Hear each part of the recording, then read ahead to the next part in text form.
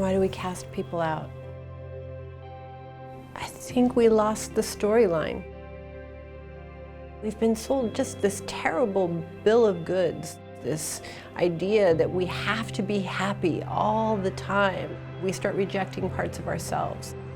We begin to think happiness can only be had if we reject more and more, and then we all end up isolated. The most important thing we can do as human beings is begin to connect again with ourselves, with the earth, and with each other.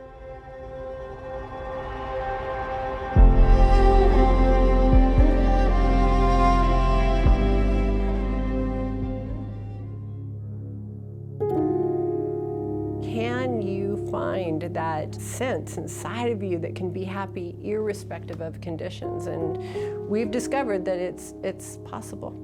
The Unconditional Freedom Project is about recognizing dignity in those society tends not to. I didn't know how to be happy. I'm still struggling now to be happy. I was imprisoned within myself. I was imprisoned by my life being dictated by others. I've spent about the last 3 decades studying ecology, especially looking at the potential of restoration and how our lives are connected to all other living things.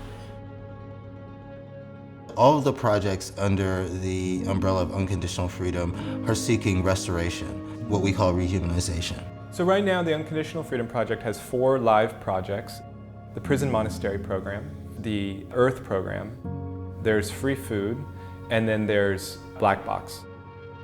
We basically introduce systems for rehumanization. Rehumanization is to humanity what rewilding is to nature. Taking the parts that we've discarded in ourselves, taking the parts that we've discarded in our society, and reintegrating them with each other so that we have some kind of unity or wholeness, restoring human beings to flourishing, and restoring institutions to a sacred role. In the Earth Project, we are trying to restore the ecology, and we call that rewilding. This concept of rewilding obviously came from David Attenborough, who's the famed naturalist. Over his lifetime has seen the Earth basically reduce in biodiversity by over 60%.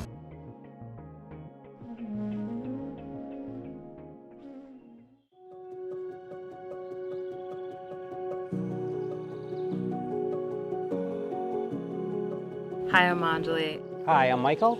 And I'm Bob, and we're the directors of the Earth program on the land.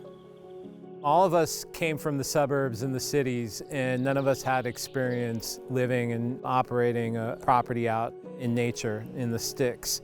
We didn't know what compost was. We didn't know we had a well on the property. Essentially, what we're doing here is learning how to live with nature in such a way where we not only improve the life and the well-being of the land around us, but it also gives us an outlet to express ourselves and to develop a connection with nature. The Earth Project is, I think, one of the most straightforward examples of rehumanization that I can think of. The Earth Project is basically saying that the Earth is actually far more productive when we let it flourish. It got to the point we were living in cities and we kept hearing about climate change. We couldn't live separate anymore, and we really wanted to come be in nature and learn what can we do. What we're seeing today is the cost of having cast nature aside, whether it's where we place a road or how we deal with the forest, even how we grow our own food.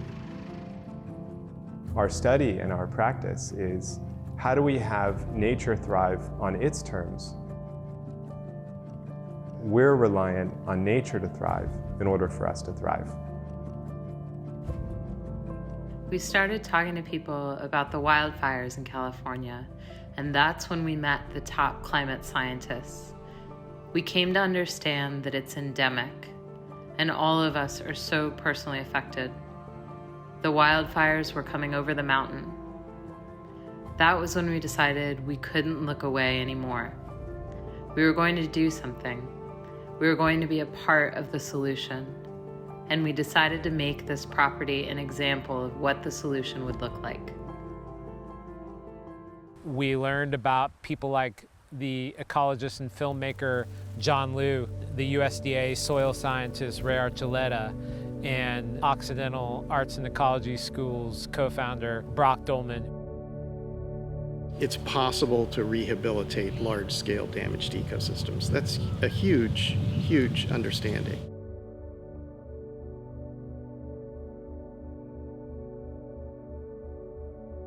We got really inspired by John Liu's work on the Loess Plateau in China. I had this amazing opportunity. I was asked by the World Bank to film the baseline study for the rehabilitation of China's Loess Plateau watershed. And it was fundamentally destroyed, and it's the cradle of Chinese civilization. I realized that if we got back on the path where human behavior was aligned with ecological principles, then we would be on the flourishing path. And that's where the beauty is.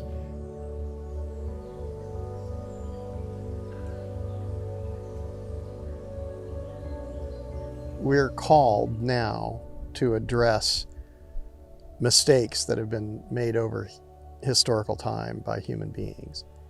And if we fail to answer this call, then we're going to have yet more consequences. We're experiencing the consequences now, but we know enough to say, well, there are solutions, we have choices. We don't need to just experience the degradation of the landscape. We can come up with the shared intention to do it together. It's not about institution building.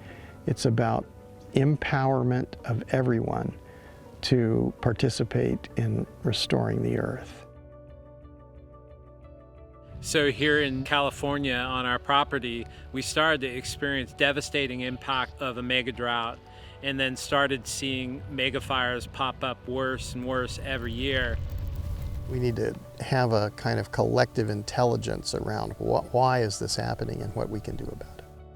Every year I've been here, I've never had to worry about watering the garden because we always use the river water to water the garden. Well, this past year, with no river water, the well dried up a few times. That really hit home, like this is an important issue. We need to learn how to manage our water. It's not just rainfall that we're talking about available moisture. And that led us to looking into water catchment, water runoff. In the wet season, when there's plenty of water, we can save up that water in catchment tanks and then use that, rely on that, where drought conditions and the well really can't support us. When people look at California, they don't see a degraded state. They see a beautiful place with lovely forests and meadows. And when you look at that, you can see the trend line. And the trend line looks like early stage desertification. So if we take out all the vegetation here and we plow this into a field and there's nothing growing here, and then we imagine that that's normal or that's going to be okay, we have to look at what are the results of that. You'll have one area suffering massive drought, but you'll have another place which is having massive flooding. One of the key regulators of climate is the plant itself and the soil. Soil life is the most important part of plant health. So when we look under the microscope, if we see microorganisms thriving inside of the soil, then we see a reflection of healthy plants above ground. Theoretically, all degraded lands on the earth could be restored. A lot of these practices could be used today, and if we started using them now, you start seeing benefits and effects of this almost immediately. So the concept is, if we farm correctly in Iowa, we impact California. We impact the climate. Regeneration starts, it's about relationship, it's about connectedness, it's about allowing nature to renew itself.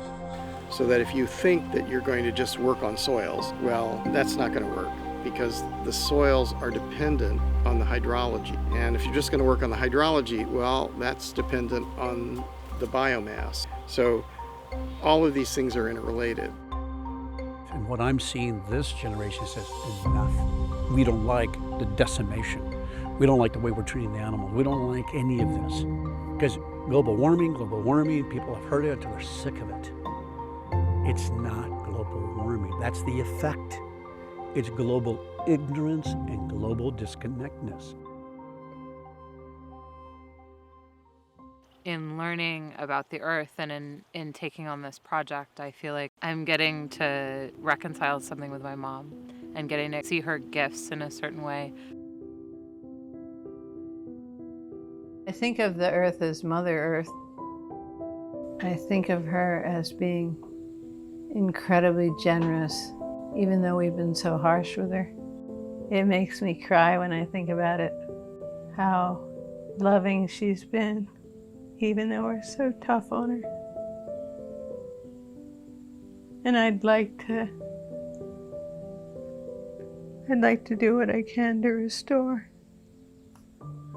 My mom has had Parkinson's for 16 years, and I've never wanted to look at her Parkinson's. And I feel like it's the same way I don't really want to look at what we've been doing to the earth. And we thought to ourselves, what if our property in Mendocino, California became an ecosystem restoration hub? People want to do something, but they don't know exactly what to do.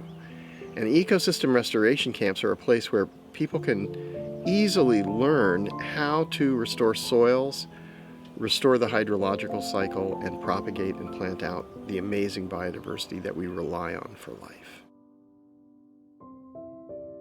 You have to be intimately involved. And it impacts you socially, culturally, spiritually, emotionally. You've got to be engaged. There is something healing about turning and facing it, not hiding from my mom or from the desertification of the earth, but fully getting into relationship with it. In planting things and in being outside in a natural environment, there's something that it's telling us. How healthy is your land? If we can learn how to get the right balance of plants in the soil and grasses in the soil and root structure, we'll actually learn what it's like to be a part of the living ecosystem that is this property. We have some of the best climate scientists in the world, some of the best gardeners in the world, permaculture gardeners. And each one, to a person, says the exact same thing. I listen to the garden. The garden tells me what it needs. I touch the soil. I feel the leaves, and they tell me what they need. And that's really my approach to any creation of a program, and that's our approach, is we enter what is needed here that would create human flourishing.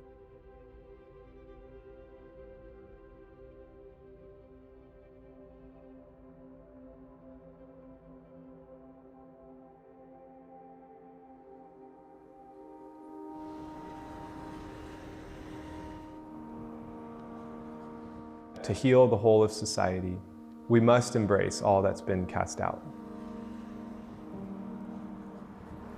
Prisons are so institutionalized. It's one of the largest industries in the world. There's food, there's suppliers, there's guards, there's a whole host of mechanisms, just a warehousing of people, and especially of people who are very vulnerable. People don't have real lasting change from their experience in prison, and it doesn't have to be that way. You go into a monastery, and a monastery is a blessed experience. It's an opportunity to get to look inside and discover who you are and how you operate. And really, if you look at prisons, they have the same basic structure, just a different intention. So what if we shifted that intention? We were told that it would take 2 years from the time we submit an application to the time we could actually begin a program. So I wrote up a proposal thinking that might as well get the 2-year clock started now.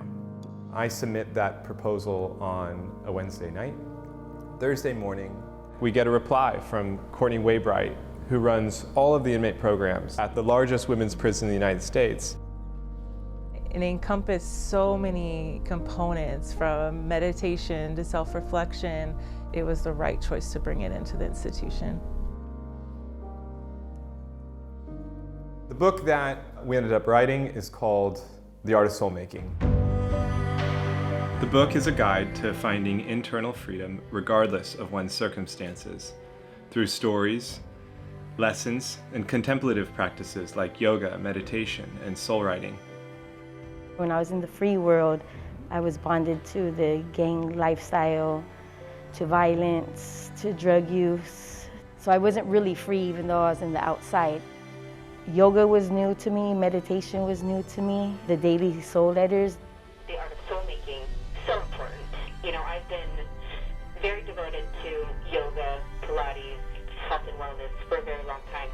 To have that come in and touch so many lives in this institution, that's wonderful.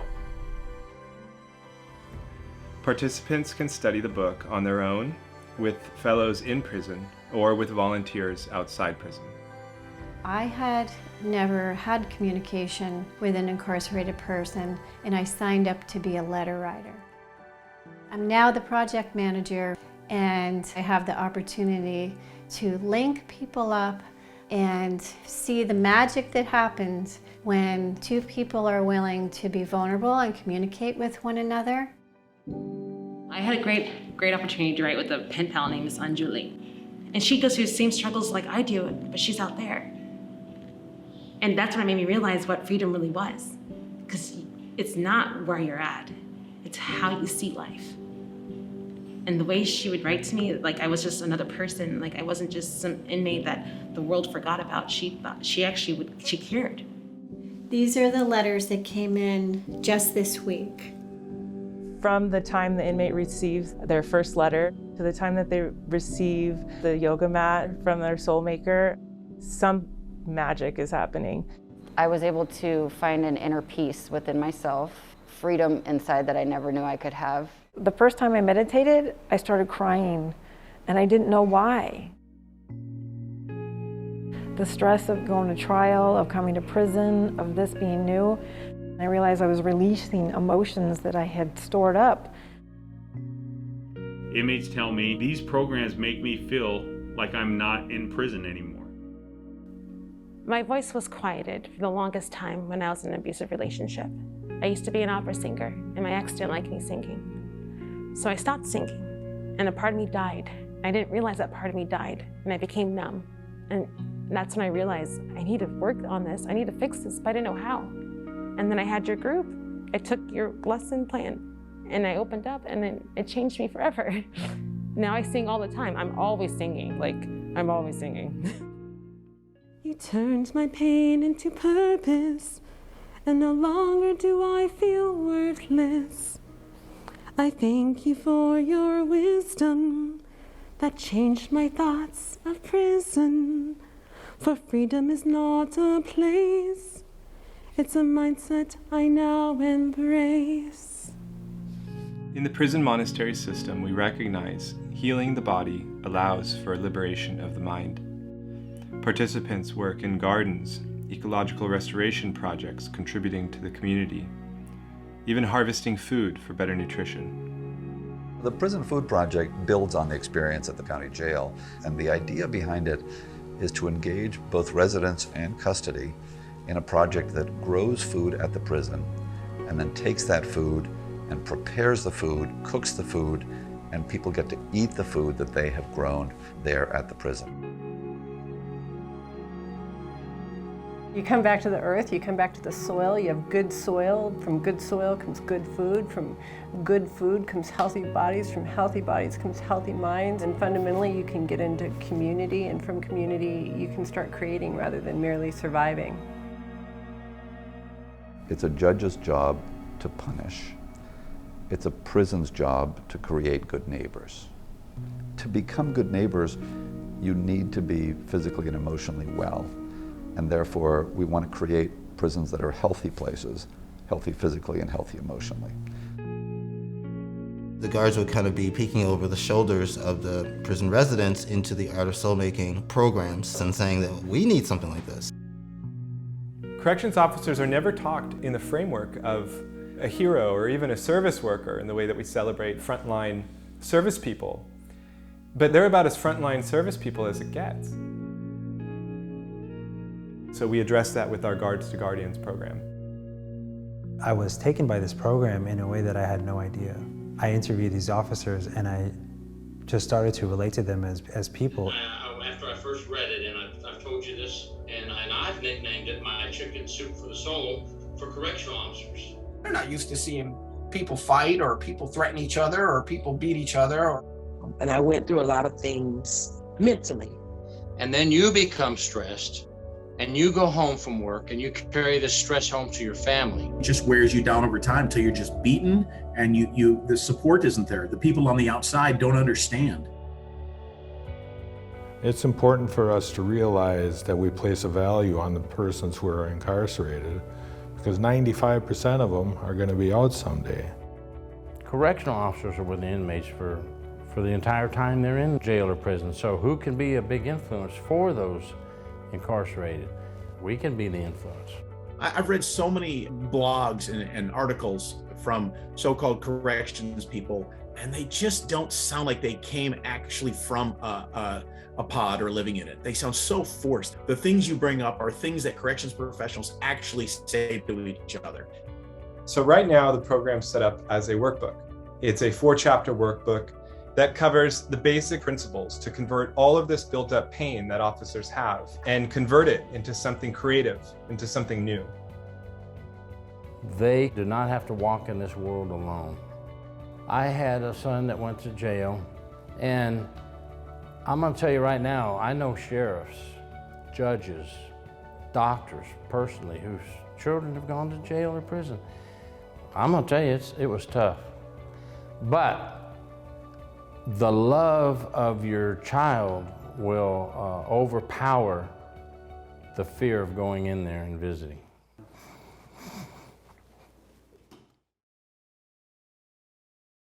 There's this idea that you can take people and you can sequester them over there and they won't have an impact on the culture, but it does, because those people get out of prison.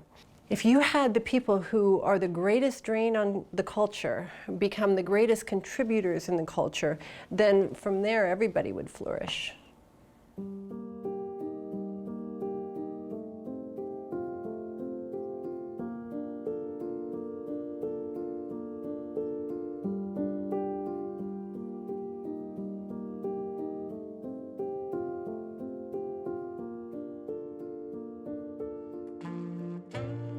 You know the feeling when you're hungry and you eat really good food that nourishes your body, and you feel relaxed and you feel right.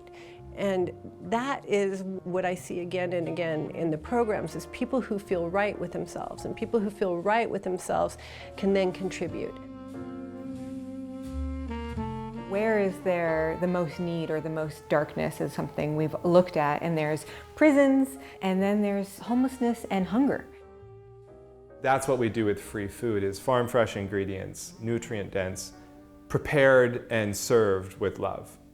And that's really what we wanted to have, is this feeling of healthy food, good food, food that I would love to eat, that you would love to eat, that anyone would love to eat, like it felt like a nourishing meal. I mean, there's nothing I love more than these people taking these ideas and bringing them into life, bringing them into reality, and then all of a sudden what was just an idea of a conversation mentioned in a living room becomes walking into a dining hall and seeing a full gourmet farm-to-table meal prepared for the homeless people who live on my street. It's so fulfilling and gratifying. It's really intimate to connect through food. So free food is born on the idea that food is medicine. Not only the nutrients in the food medicine, but the way it's shared and delivered is medicine. And one way to do that is with, farm fresh ingredients.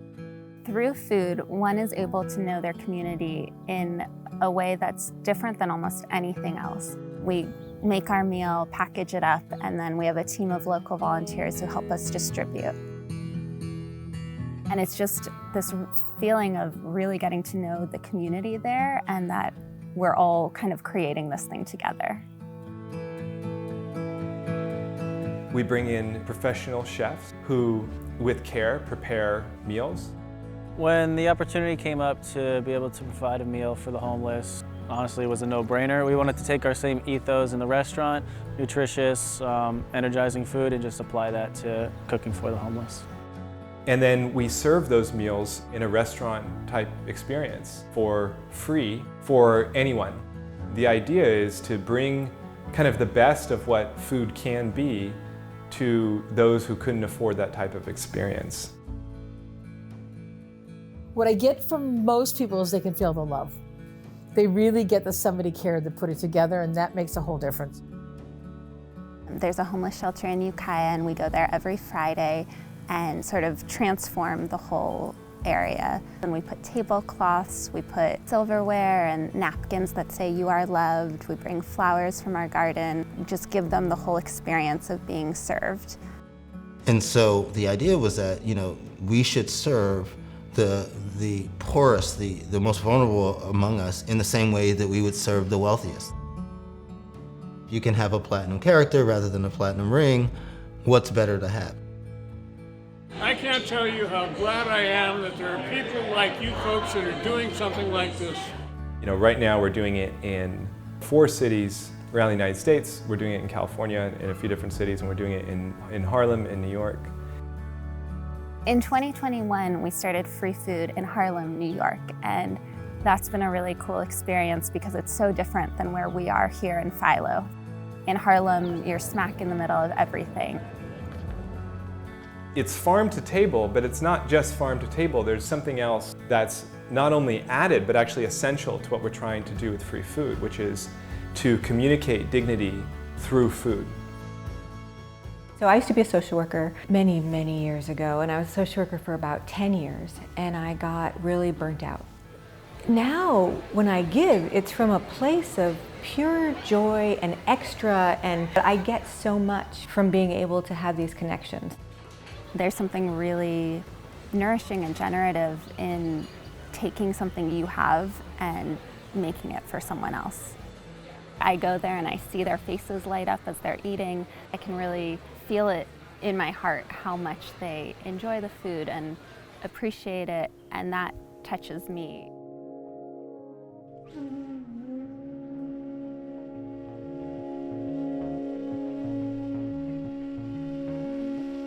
So simple. All you have to do is give people their dignity and the resources that they need in order to become who they want and need to be. And contribution, greatness, growth, those are all byproducts. When people have the right resources, they naturally become that. And that's the idea in all of the programs. It's not to subdue the human spirit, it's to actually have it answer to a much deeper truth. And that's that as human beings, we love and need each other.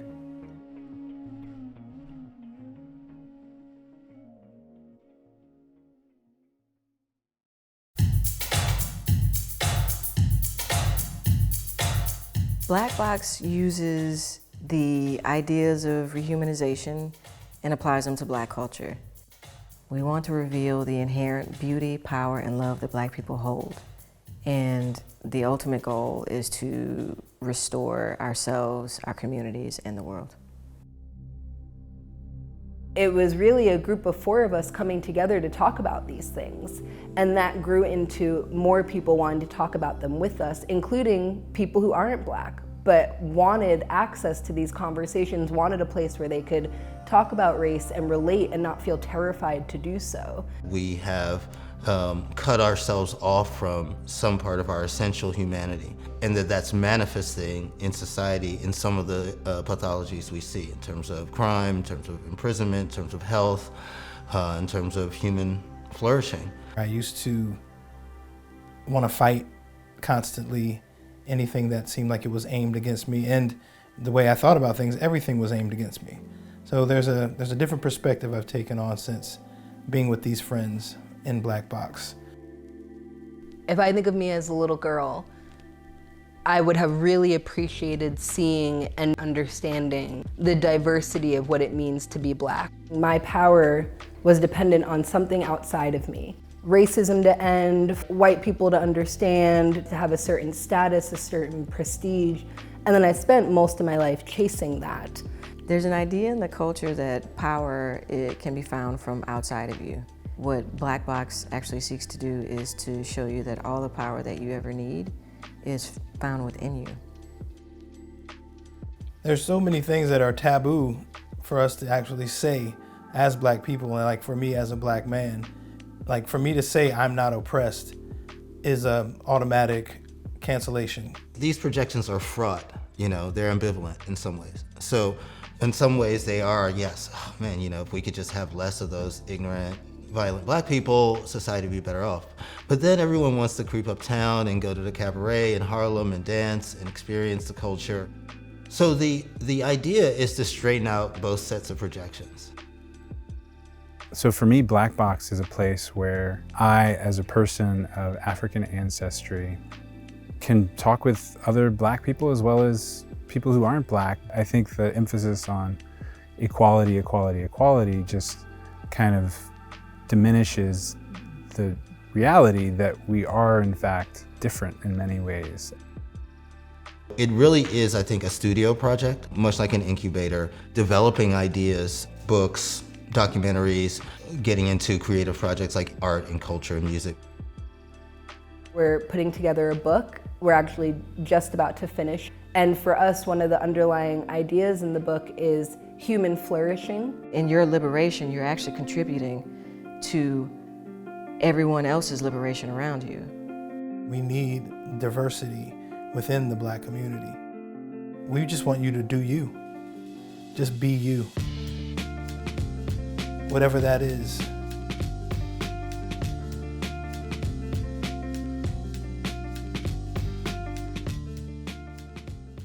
I grew up in 1980, where things were extremely rough and hard.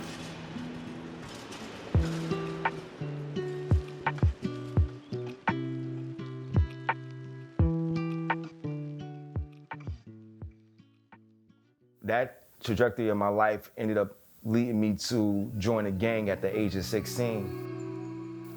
I joined the Bloods of a set called Original Blood Brothers. It didn't take long before I rose up the chapters and became a leader of my particular chapter and set. And at one time, I had about 450 people up under my leadership. And sad to say, a lot of heinous and heartbreaking things happened.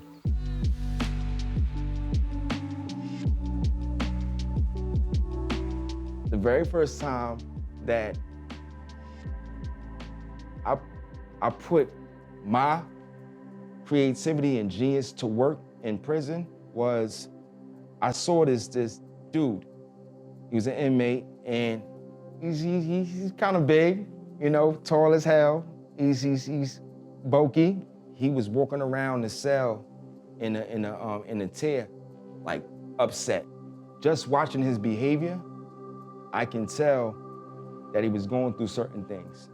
And I wrote him a page-long letter showing how much I'm sorry for whatever he's going through, you know what I mean? And that I'm here for him to vent, listen to, or whatever he needs to do to get to whatever stage, you know what I'm saying? But don't give up.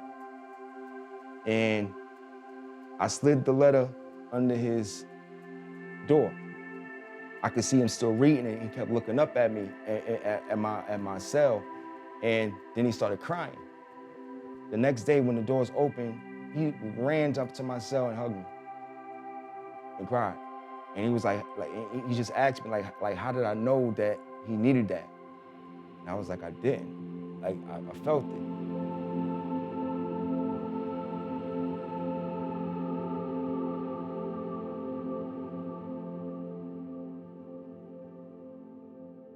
When I was locked up, the most disheartening part about me being locked up in this system was it wasn't the crimes that they committed. It was the gifts that they possess. Yeah. I've never seen that much creativity in one space in my life.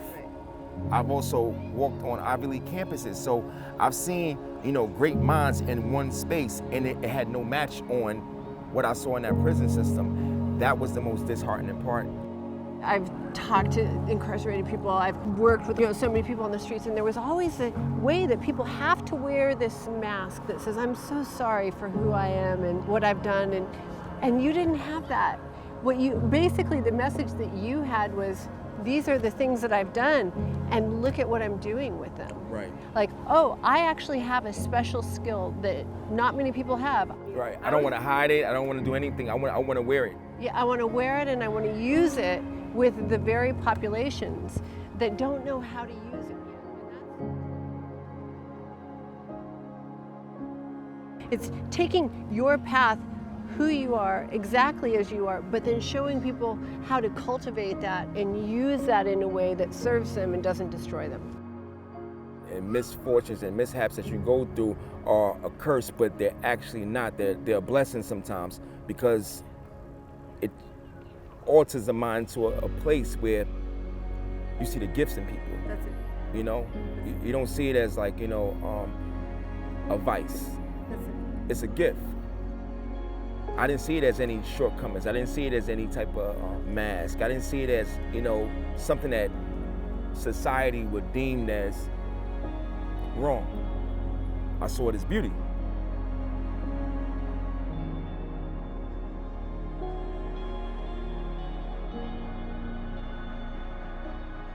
As we continue down the road with these projects, we ask the question, can we transition from pathologizing or blaming or casting aside or pushing away to embracing, accepting, understanding, and getting to know the very thing that we push aside? We think the answer is yes, that unconditional freedom is freedom in all conditions. You're not bound solely by the perception others have of you. You're not bound purely by the perceptions that society may have of you. Unconditional freedom comes through self-image. Unconditional freedom comes through self-consciousness. Unconditional freedom comes through doing what you know is right. And to me, that's unconditional freedom. You can make your own freedom. It's not where you're at, it's how you act where you're at.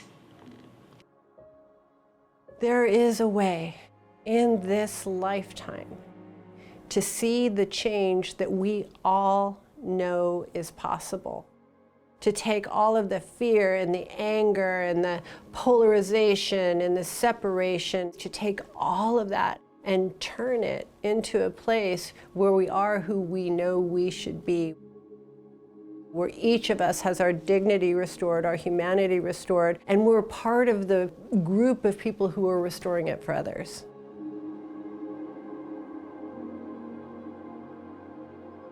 There's an expression, unconditional freedom is freedom in all conditions.